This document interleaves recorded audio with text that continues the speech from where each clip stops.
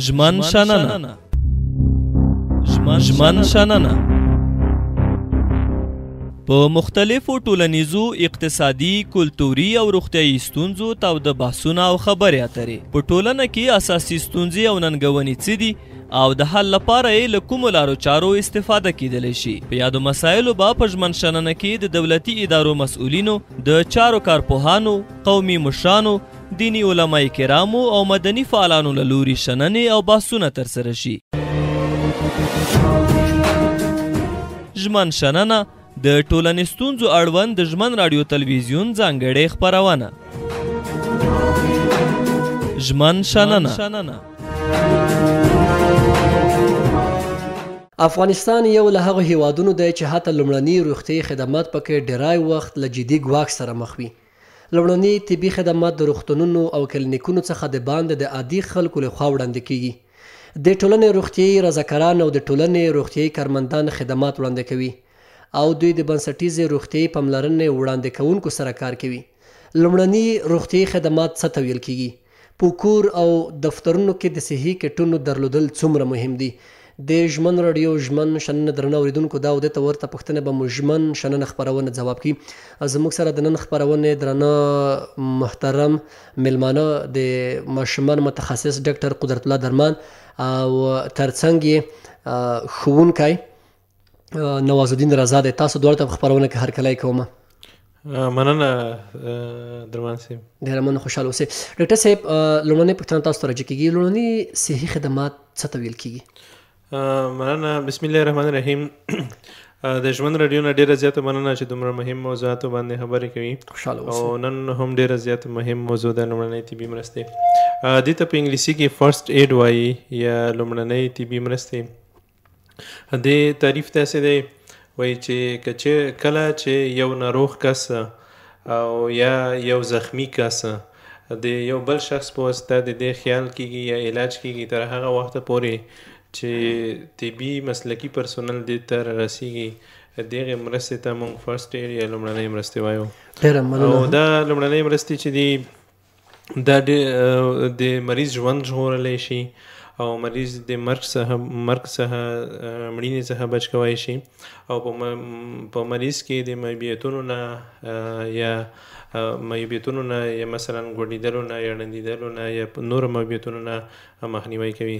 په دې کې لایف سیوینګ یعنې ژوند ژغورونکي اهتمامات شامل وي، په کوم کې چې یو مریض سره بیړنۍ مرسته کیږي او دا مرسته د یو مریض ژوند ژغورلی شي او دا هر څوک کولی شي. یعنې دا د کلي کې یو عادي کس که تعلیم ولري یا خو ډېر ښه دی، که نه وي بې تعلیمه کس هم کولی شي چې لومړنۍ مرستې ناروغانو سره وکړي. په دې کې بیا مریضۍ فرق کوي، بعضې مریضۍ ډېرې زیاتې شدیدې وي او بعضې بیا معمولي بیماری وي. خو دې نه به بیا وروسته هم خبرې وکړو چې کوم بیمار سره دوی څه رقم مرسته کولی شي. خو مقصد دا چې لومړنۍ مرستې ژوند ژغورونکي دي، ډېر زیات مهمې دي.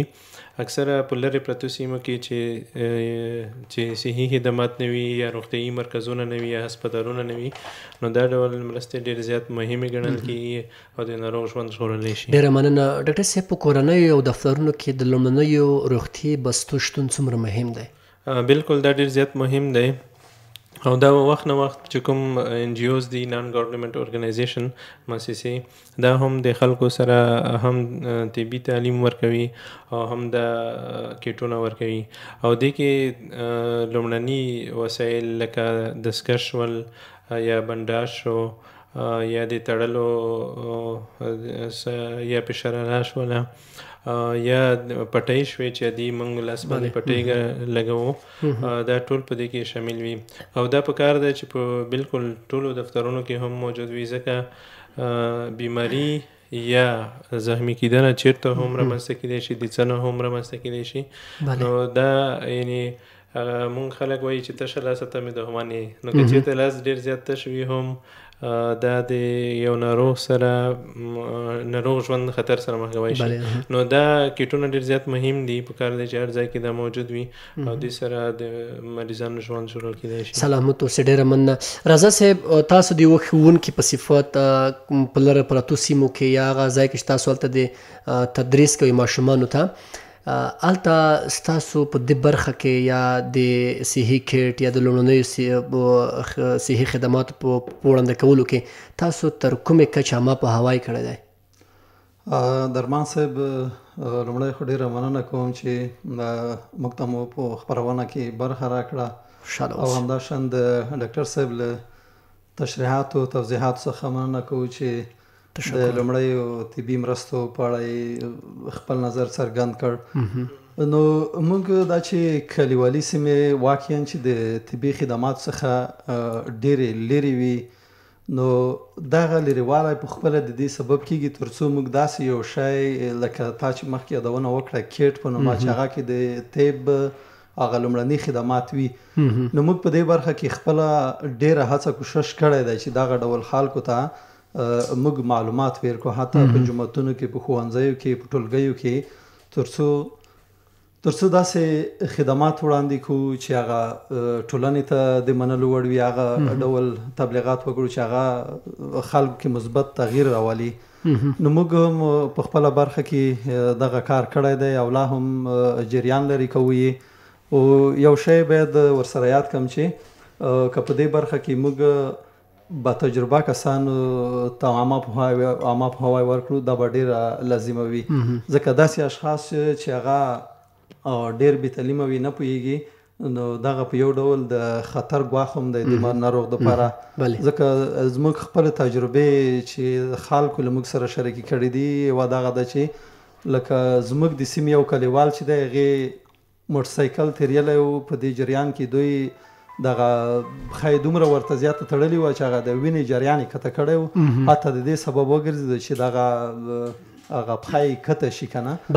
نو موږ په خپله برخه کې په ښوونځیو کې، جوماتونو کې، په شوراګانو کې دغه تبلیغات کړي دي او دغه ډېر لازم او ضروري دي. تاسو په ښوونځیو کې د ماشومانو لپاره طبعا دغه د اوړي په موسم کې ځینې کسان د بېهوښۍ سره مخ کېږي د زیاته ګرمۍ له امله، زیاتره ماشومان یا نورې ستونزې. د دې لپاره تاسو په خپل ښوونځي کې صحي کټ لرئ یا د دې لپاره تاسو کوم پلان لرئ؟ درمان صاحب، موږ خو په خپل ښوونځي کې کیټ نه لرو، خو زموږ سره په څنګ کې یو کلینیک شته. هغې کلینیک سره وړاندې لیدې چې موږ ته کیټ راکړي، موږ یې غوښتنه کړې وه، خو دوی بیا راته وویل چې تاسو موږ ته ډېر رالاند یې، تاسو کولی شئ چې خپل زده کوونکي موږ ته راولېږئ. موږ خپله انضباطان لرو د ښوونځي. کله چې یو ماشوم ناروغ کېږي یا بېهوشه کېږي یا زخمي کېږي، حتی ځکه ماشومان دي تیږې یا ډبرې شړي او بل سره د بل په سر غورځېږي، نو په داسې حالات کې دوی موږ ته ادارې ته مراجعه کوي. اداره کې موږ په خپله برخه کې یو څه ورته لیکو، یوه پرچه ورته لیکو د ښوونځي د بهر ته تلو د کلینیک ته. نو په هغه صورت کې دوی بیا موږ کلینیک ته لیږو، هغه ډاکټر صاحب بیا خپل خدمات هلته ورته وړاندې کوي. خوشحاله اوسئ، ډېره مننه. د ژمن راډیو درنو اورېدونکو، ژمن شننه خپرونه ده چې د یونسکو په همکارۍ تاسو ته وړاندې کېږي. ډاکټر صاحب، ډېری ځوانان په خپلسري توګه یا په خپلسري ډول دوی درمل استعمالوي، پیچګري لګوي. دغه د دوی لپاره، د دوی د راتلونکي لپاره څومره ګواښمن دي او څومره د مرګ سبب ګرځي؟ بالکل، خپل سر دوايانې استعمالول صحیح نه وي او دې کې یو ایمرجنسي راځي چې د موږ انفیلیکټیک شاک وایو، یعنی کله کله څوک په خپل سر پیچکاري لګوي، بیا د دې سبب شي چې مریض فشار مکمل صفر شي او مریض د ډېر بد حالت سره مخامخ شي. نو دا یو خطرناکه مسله ده. په دې وخت کې که چېرته دا رقم وضعیت سره مخ کېږي، نو دا په دا کې د مریض ژوند صرف د سکندونو یا منټونو پورې وي. نو که چېرته دې وخت کې عاجل خدمات ورسېدل، هوسایي کنې مریض مونږ نه ضایع کېږي. نو پیچکارۍ ریاکشن هیلی شي، عکس العمل هیلی شي، انسان بدن باندې ډاکټران خو چې ورکوي، هغه خدای مکه ریاکشن وهي، دوی سره بیا د دې ضد درمل وي، دوی سره سیروم وي اکسیجن وي نو که چېرته دا دوی په خپل کلي کې دا پچکارۍ لګوي بیا دا رقم پیښې سره مخامخ شي د مریض د ژوند د ختمېدلو سره یعنی مریض ژوند د تلف کېدلو سره دا مخامخ کېدای شي او بله خبره ده چې دې کې بیا اکثره ځوانان داسې وکړي چې یوه پچکاري یو کس ته ولګوي بیا هم دا پچکاري بل کس ته لګوي نو چې دې سره بیا ډېر زیات خطرناکې بیمارۍ لکه ایچ بي ایس ایچ سی وي ایچ آی وي یعنی تور زیړی سپین زیړی ایچ آی وي ایډز دا هم انتقالیدای شي نو پکار ده چې د دا قسمه کړنو نه مخنیوی وشي. ډېره مننه خوشحاله اوسئ ډاکټر صاحب.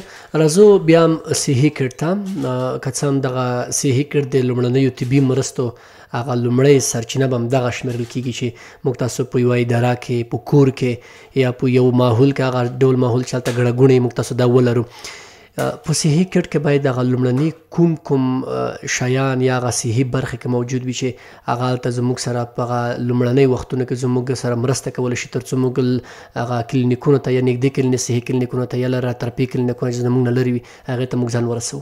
بالکل دې کې لومړني طبي وسایل موجود وي لکه دې کې ملوچ موجود وي دې کې ګاز بنداج موجود وي دستکش پکې موجود وي پلاستر پکې موجود وي نو دې قسمه وسایل نه موږ استفاده کوو. شو مثلا څو مثالونه ووایو مثلا خدای مکه یو ماشوم یا یو غټ کاس ژوبل شو مثلا لاس ژوبل شو دینه وینه ځي نو بیا پکار ده چې دې باندې اول د لاس په پاکو اوبو باندې ومینځل شي او د دې باندې پاک صفه بنداج کېښودل شي او هغه کس چې دا بنداج په دې نه کېږدي باید د دې لپاره دستکش وغوندي کوم چې همدې کټ کې شته او بیا دې نه وروسته که چېرته زخم سطحي وي نو دې نه انټي مالم ول کېږي او بل سپر ټوټه دې باندې صفه بنداج دې باندې تو کېږي مریض ښه کېږي او که چېرته زخم ډېر ژور وي بیا باید صرف همدومره مرسته ورسره وکړل شي چې وینه ودروی شي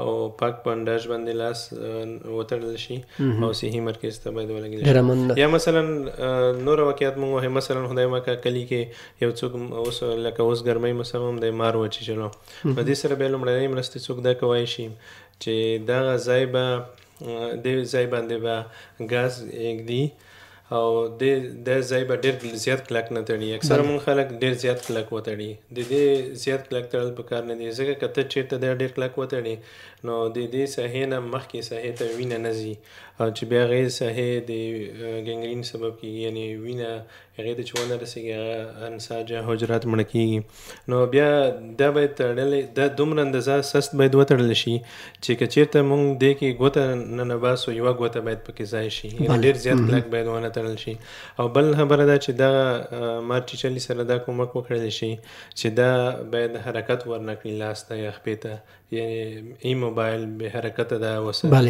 او بیا باید د صحي مرکز ته نو دا به د دې سبب شي چې بدن کې ټولو ځایونو ته زهر خپاره نه شي نو دا همدې کټ کې دا مواد شته چې موږ ترې استفاده کولی شو.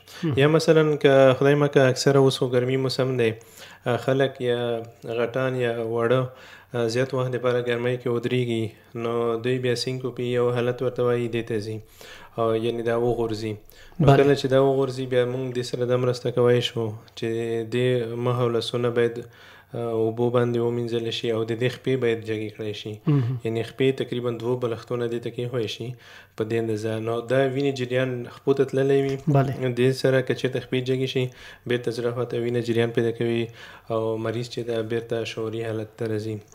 ډېره مننه خوشحاله اوسئ. یا نور هم داسې حالتونه شته چې موږ کې باید مرسته وکړو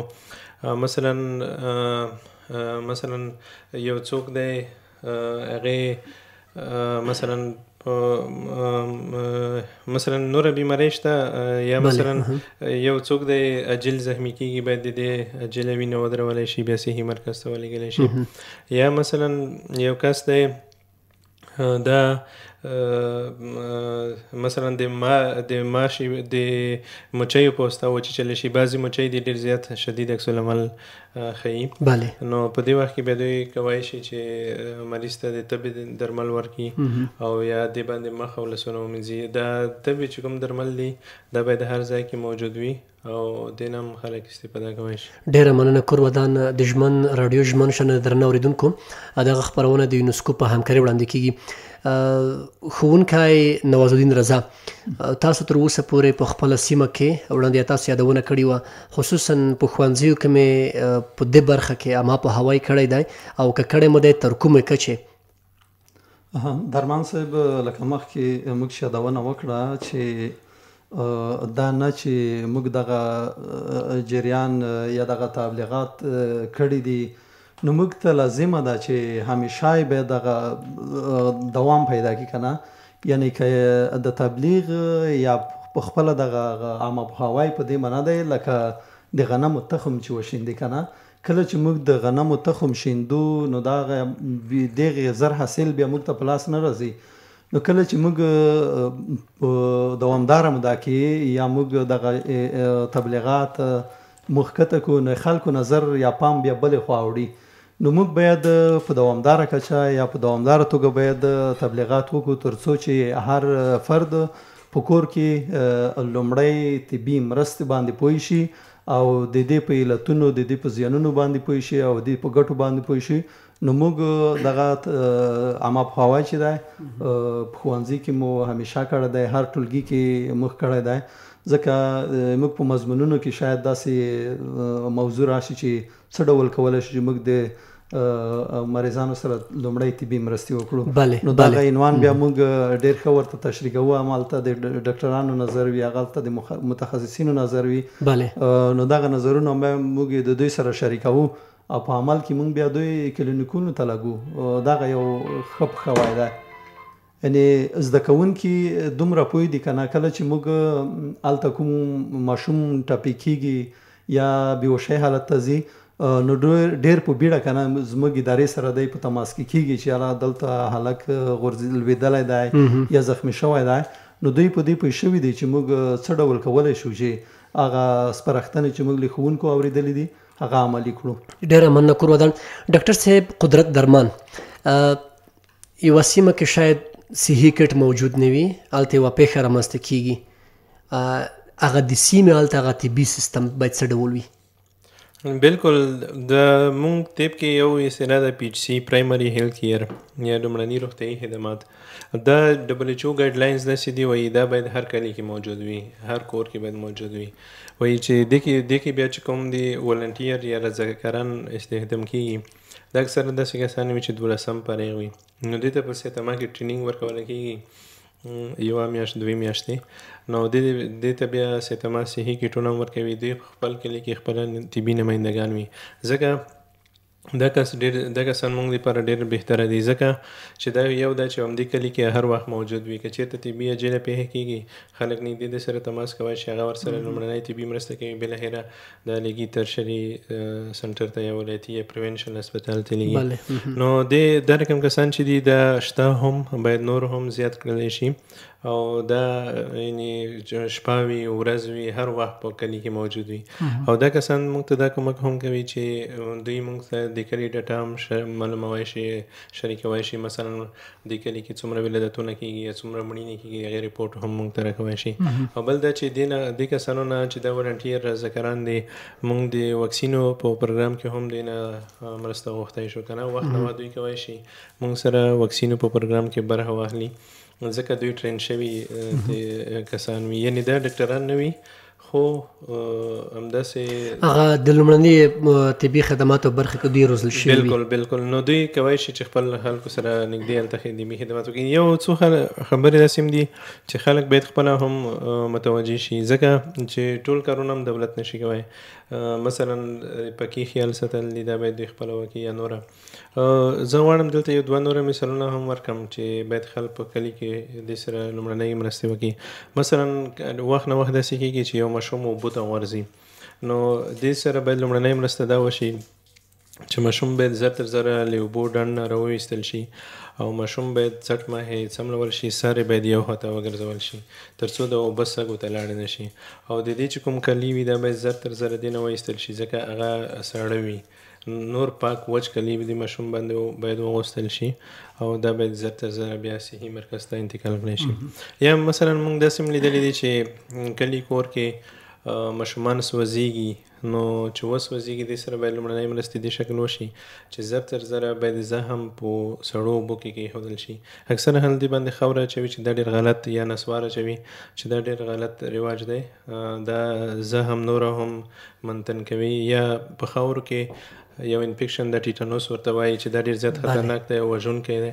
نو دا خاورو اچولونه په زخم کې او یا د نسوارو اچولونه دې نه باید خلک په کلکه ډډه وکړي ځکه دا نور هم د مریض مشکل ډېروي. ډاکټر صاحب ځینې کسان دغه د خولې بورس چې د هغه کریم هغه ډېر دغه د کوم ځای چې وسوځي هغه باندې دغه استعمالي هغه څه ډول کېږي؟ دا نه دی صحیح ځکه چې کریم هو دا خپل کیمیاوي ترکیب لري او دا د زخم دپاره هېڅ فایده نه کوي بې دې نه چې نقصان وکړي. نو صحیح ده هغه زخم چې مثلا سوځېدلی یا بیا خپلې درجې لري اول دویمه دریمه نو هغې بیا موږ سړو اوبو کې کېښودی شو خو کریم یا بوټانو رنګ وهل یا خاورې اچول یا نسوار اچول دا ټول غلط رواجونه دي باید داسې څوک ونه کړي.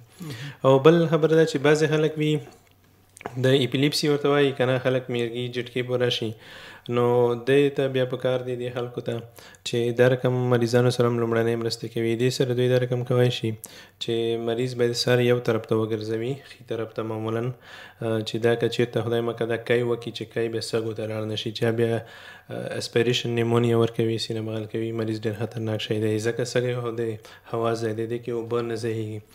او بل خبره ده چې دا مریضان اکثره خلک بیا دې ته خوله کې بوټان ایږدي چې دا هم غلط رواج دی. بوټانو کې ښودل څه فایده نه کوي او دې مریضانو سره باید زور ونه وهل شي پرېښودل شي چې خپل جټکه تېره کړي او زر تر زره باید اکثره نورو هیوادونو کې د موبایل سیسټم وي ایمرجنسي مثلا 1122 په نمبر د ایمرجنسي وي یا 911 دا مختلف افغانستان کې هو دلته هم داسې ستمې ټلیفون نمبر دی خو داسې ایمرجنسي نمبر نشته.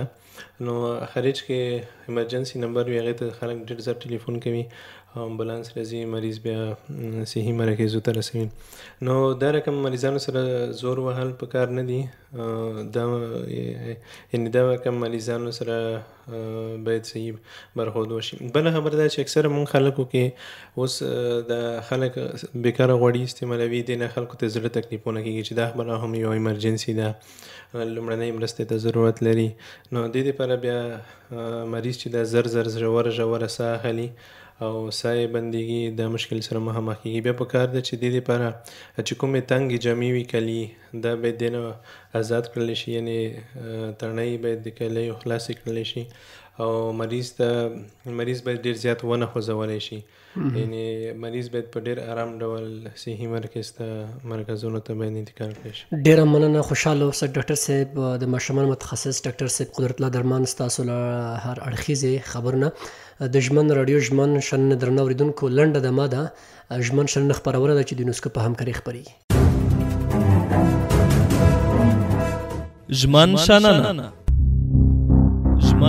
شننه په مختلفو ټولنیزو اقتصادي کلتوري او روغتیايي ستونزو تاوده بحثونه او خبرې اترې په ټولنه کې اساسي ستونزې او ننګونې څه دي او د حل لپاره یې له کومو لارو چارو استفاده کیدلی شي. په یادو مسایلو به په ژمن شننه کې د دولتي ادارو مسؤلینو د چارو کارپوهانو قومي مشرانو دیني علماء کرامو او مدني فعالانو له لوري شننې او بحثونه ترسره شي.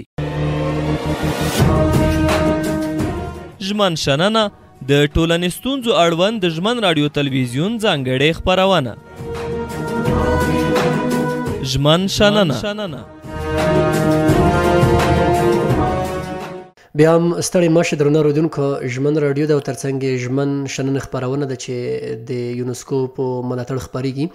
زموږ سره د نن ورځې یا د نن برنامې ملمانه د ماشومانو متخصص ډاکټر قدرت الله درمان او ترڅنګ یې ښوونکی نوازالدین رضا را سره دي. رضا صاحب ستاسو په سیمه کې دا ډول پیښې کېږي زیاتره وخت دغه ښوونځیو کې طبعا دغه ډول پیښې کېږي چې یو سړی بېهوښه کېږي یو ماشوم یا یو زده کوونکی د دې لپاره ستاسو هغه لومړني خدمات بیا څه ډول دي؟ دلته تاسو خپل لومړني خدمات ترسره کوئ یا ستاسو هغه نږدې کلینیک ته تاسو مراجعه کوئ؟ درمان صاحب مننه کوم چې پوښتنه دې وکړه واقعا په ځای پوښتنه وه. کله چې موږ د عامه پوهاوي په اړه غږیږو یا د لومړیو طبي مرستو په اړه غږیږو نو د ښوونځي چاپیریال کې واقعا دغه حادثې یا دغه پیښې رامنځته کیږي.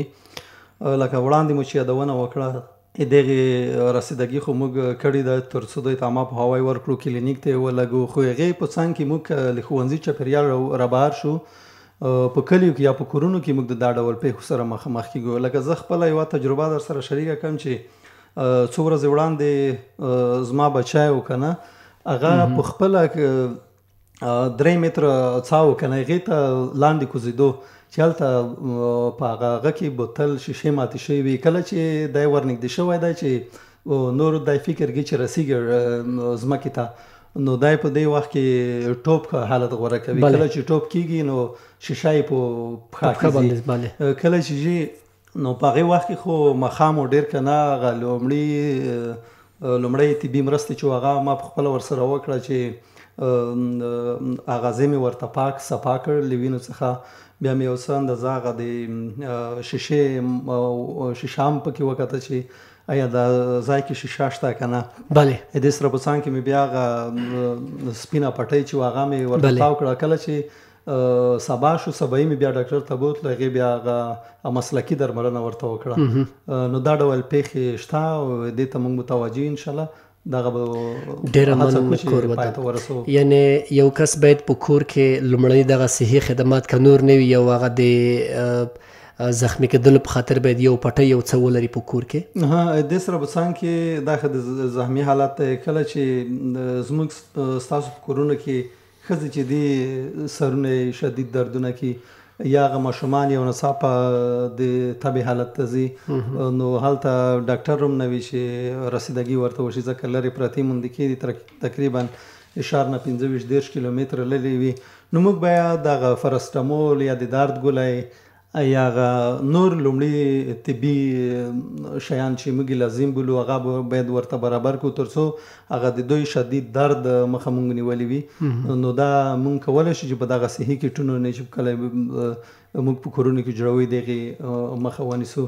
نو زما سپارښتنه هم دغه ده هغه څوک چې لوستي دي او که نه لوستي دي هغه هم کولی شي چې هر څوک باید په خپل کور کې یو طبي کیټ ولري چې دغه لومړي طبي مواد په هغه کې موجود وي. ډېره مننه، خوشحاله اوسئ. ډاکټر صاحب قدرت الله درمان، که چیرې د یو کس په سر درد کېږي یا په چاقو یا نورو شیانو ژبلېږي، لومړنۍ هغه مرسته په یو کلي کې کومه ده؟ بالکل، چا چې بدن په سر باندې درد وي یا ډیره زیاته تبه وي یا بالخصوص ماشومانو کې ډیره تیزه تبه وي، نو تبې دپاره پکار دی چې دوی په کور کې پرسټمول یا ایبوپروفین استعمال کړي. پرسټمول یا بروفین دا او ټي سي درمل دي او یعنی مقصد هر څوک یې هر چېرته هر څه وایي شي. نو دې پکار دی چې مونږ کور کې بروفین یا پرسټمول شربت یا ګولۍ ځان سره ساتو. که چېرته ډېرې تیزې تبې راځي بیا باید مونږ استعمال کړو.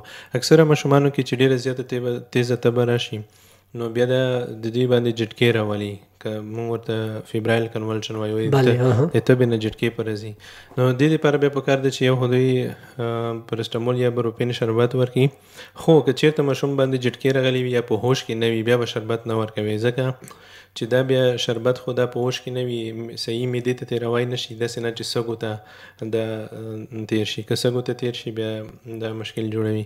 نو بله خبره ده چې تیزه تبه کې یا سر درد کې موږ ته پکار دی چې ماشوم وي یا غټ وي باید مخ لاسونه دا ومینځي او باید یو دسمال یا ټوټال همدا کو د ماشوم په سر باندې یا په ګېډه باندې کېږدو، دا تبه راکموی شي. نو یو خو د تبې درمل باید ورکړو، دا یعنی هر وخت کې هر څوک یې هر چېرته تبې دپاره ورکوی شي یا سر درد دپاره. او بل دا چې دسمال باید لون کړی شي، ټنډه باندې ګېډه باندې کېښودل شي تر څو دې سره تبه کمه شي. بله خبره تاسو وکړه د زخمي کېدنې کې هو اول پکار دی چې زخم باید پاک وساتل شي او دی باید ټوټه کېښول شي، ټوټه باید ونیوی شي کلکه، چې کله په لاس باندې ټوټه ونیسي نو دې سره وینه یعنی وینه کې داسې مواد دي کلاټینګ فیکټورز دي چې هغه 2 یا 3 دقیقې بعد خپله هم وینه ودرېږي، خو باید ونیولی شي. که ونه نیسي بیا دا وینه ځي ډېر وخت پورې.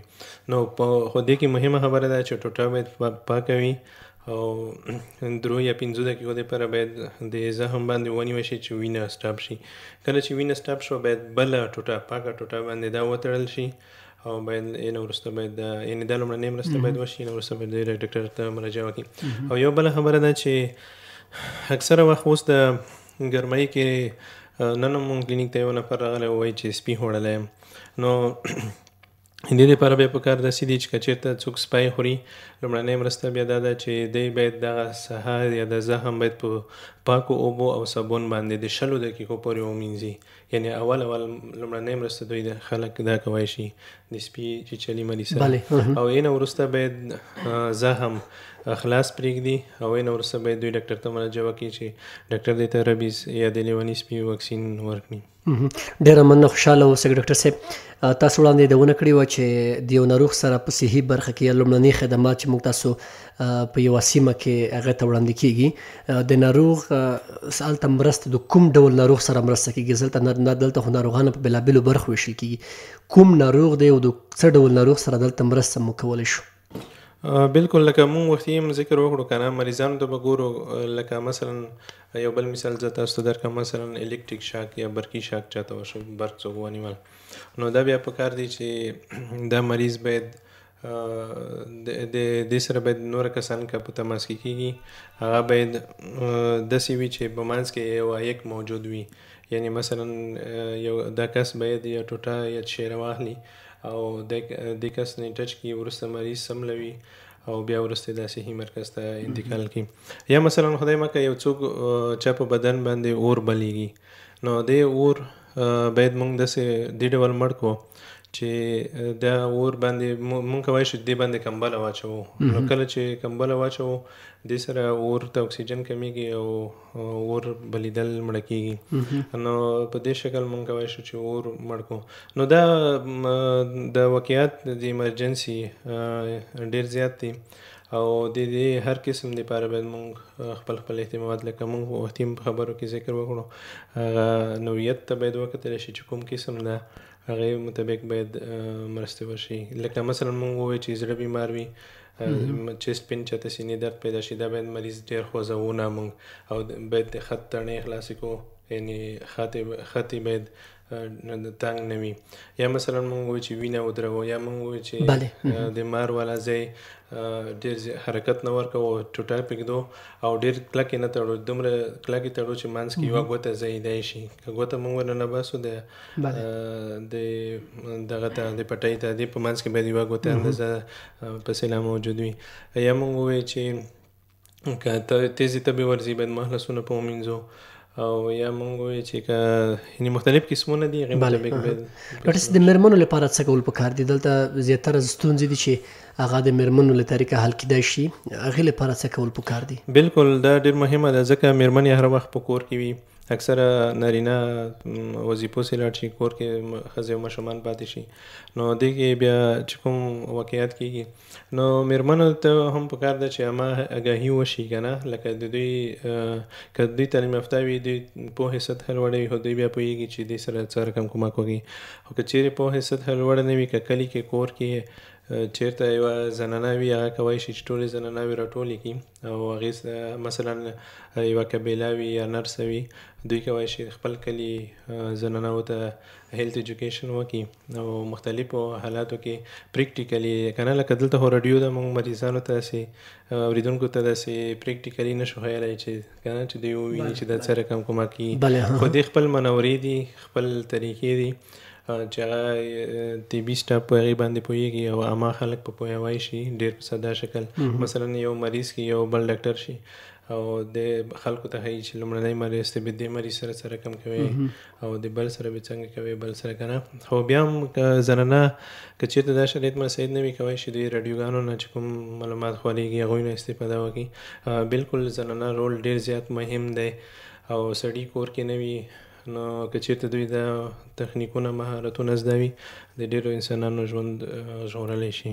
ډېره مننه ډاکټر صاحب. له خلکو مو غوښتنه څه ده او ستاسو سپارښتنه څه کیدای شي؟ بالکل خلکو نه مو غوښتنه دا ده چې اکثره داسې حادثه وشي بیا خلک ورته ولاړ وي، ګوري یې تماشا کوي چې دا څه پېښېږي. دې کې کتل پکار نه دي، دوی باید عملا اقدام وکړي چې په دې کسانو کې چې کوم کس هم پوهېږي هغه باید عملاً اقدام وکړي او دې مریض سره به لومړنۍ مرستې وکړي. په دې کې بیا کې کوم کس پوه وي کولی شي چې هغه خپل کار شروع کړي، د نورو خلکو نه مرسته وغواړي. مثلا یو کس ته ووایي چې ته اوبه راوړه، بل کس ته ووایي چې ته بنډاج راوړه، بل کس ته ووایي چې ته امبولانس ته زنګ ووایه، بل کس ته ووایي چې ته یک امبولانس نه وي ته موټر راوله چې د مریض مونږ انتقال کوم. نو دې وخت کې لاس تر زنې کېنستل یا چورت وهل داسې په کار نه دي. باید څوک عملاً بیدار شي او عملاً اقدام وکړي. ډاکټر صاحب په دې برخه کې وروستۍ پوښتنه همدغه ده چې د امبولانس یا په اصطلاح دغه د کلینیکونو د صحي کلینیکونو لپاره دغه د تماس شمیرې څومره مهمه دي چې موږ تاسو باید هغه ځان سره ولرو؟ څوک چیرته کېږي موږ تاسو باید لومړی هغه د امبولانس سره تماس کې شو، دا څومره مهمه کېدای شي؟ بالکل دا ډېر زیات مهمې دي او سیتمې هو اوس د چې څومره کلینیکونه دي دې کې د ټولې شمارې شته، دې کې ترافیکو شمیره هم شته، د اوروژنې شماره هم شته، د امبولانس شماره هم شته، نو دې کې د پولیسو شمارې هم شته. نو دا څلور قسمه شمارې چې دي دا په ټولو کلینیکونو کې د ځوړند وي. نو خلک کولی شي چېرته کلینیکونو ته ځي بیا دوی نه عکس واخلي خپل موبایل کې. نو دا شمارې هسې نه دي یوه ورځ خامخا په کار راځي. نو سختو حالاتو کې کولی شي د دې شمارونه د استفاده وکړي. ډېره مننه، خوشحاله اوسئ، سلامت اوسئ ډاکټر صاحب چې زموږ سره په خپرونه کې برخه واخیسته. نواز الدین رضا ښوونکی او ترڅنګ د ماشومانو متخصص ډاکټر قدرت الله درمان له تاسو دواړو کور ودانی چې د نننۍ خپرونې هغه د میلمنو په صفت مو زموږ سره برخه واخیسته. اورېدونکو ته مو د عامه پوهاوي لارې چارې وښودې. د ژمن راډیو ژمن شننه درنو اورېدونکو، دا وه زموږ خپرونه چې تاسو ته موږ در وړاندې کړه.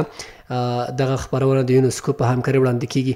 زموږ نورې خپرونه مه هېروئ، له ژمن څخه نورې خپرونې هم تاسو ته موږ په بېلابېلو برخو کې یا په بېلابېلو موضوعات موږ تاسو ته ترتیب کړي دي او تاسو ته به موږ وړاندې کوو. کور ودان ښې چارې. ژمن شننه ژمن شننه